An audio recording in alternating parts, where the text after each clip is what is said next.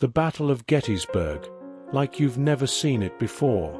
Prepare to experience the war that reshaped American history with unknown photographs, a descriptive explanation, and amazing recreations you will only find here. Feel the tension of the battlefield, hear the thunder of cannon fire, and witness the bravery and sacrifice of soldiers as it unfolds. This is more than history. It's a front-row seat to the war that changed a nation forever.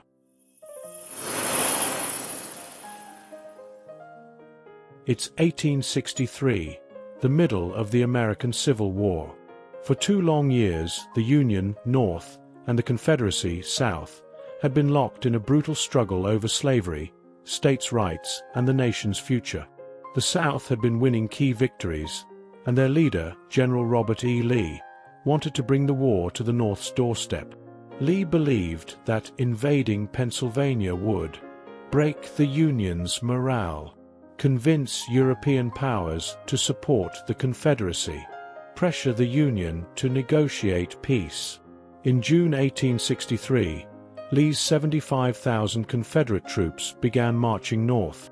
At the same time, Union General George G. Meade was leading the 90,000-strong Army of the Potomac, desperately trying to track Lee's movements. The two massive armies were like storms moving across the country, unknowingly headed straight for each other. The scene was tense but quiet.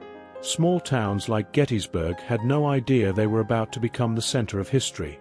Farmers went about their daily lives, unaware that soldiers would soon trample their fields and cannon fire would shake their homes. Then, on June 30, 1863, Confederate forces stumbled into Union cavalry near the quiet crossroads town of Gettysburg. Both sides dug in, preparing for what was coming.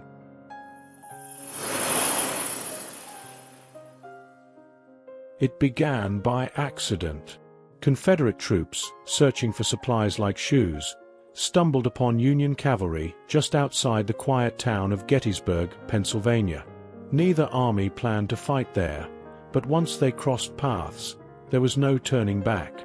The Confederates, led by General A.P. Hill and General Ewell, outnumbered the Union forces initially.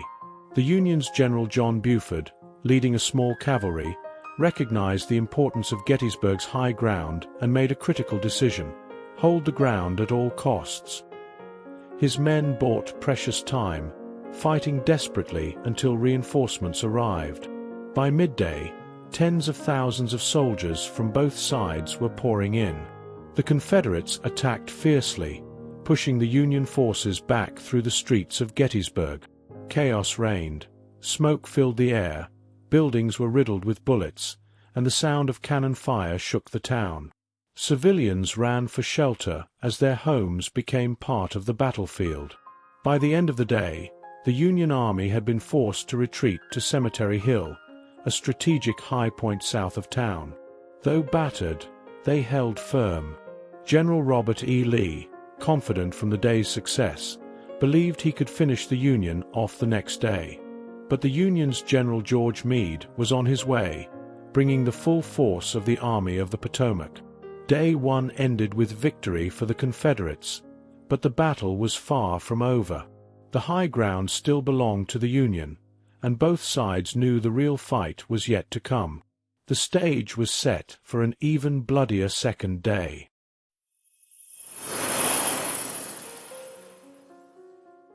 After their success on Day 1, General Robert E. Lee was determined to deliver a crushing blow to the Union Army. His plan was simple but bold: attack the Union's flanks, the left and the right, and crush them in a pincer movement. The Union Army, now reinforced and led by General George Meade, had formed a strong defensive position along Cemetery Ridge, Little Round Top, and Culp's Hill, high ground that gave them a critical advantage. But the Confederates were coming for it. The battle exploded in the afternoon. On the Union's left flank, Confederate forces under General James Longstreet launched a massive attack on Little Round Top, Devil's Den, and the Peach Orchard. Little Round Top became a scene of heroic defense. Union soldiers, including the 20th Maine under Colonel Joshua Chamberlain, fought with everything they had, even resorting to a bayonet charge when they ran out of ammunition. Their bravery saved the Union left flank. Meanwhile, on the right flank, Confederate forces attacked Culp's Hill and Cemetery Hill. The fighting was ferocious, with soldiers battling in dense woods and rugged terrain. The Union defenders barely held on, repelling wave after wave of Confederate assaults. The center of the Union line was hit hard too, as artillery shells and musket fire turned open fields into scenes of devastation. By the time the sun set, the ground was soaked in blood, and both sides were exhausted. The Confederates had made gains but failed to break the Union lines. The Union Army had held firm, holding the line, at a terrible cost. Day 2 ended with no decisive victory, but the Union still controlled the high ground. Lee, frustrated but determined, prepared for one last desperate attack, the infamous Pickett's Charge on Day 3.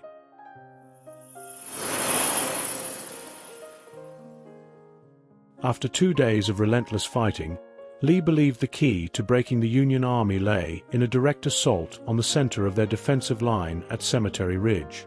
Confident his troops could smash through, Lee ordered what would become known as Pickett's Charge, a bold but desperate move. The assault began with a massive Confederate artillery bombardment, shaking the ground and filling the air with smoke. The sound of cannon fire could be heard for miles.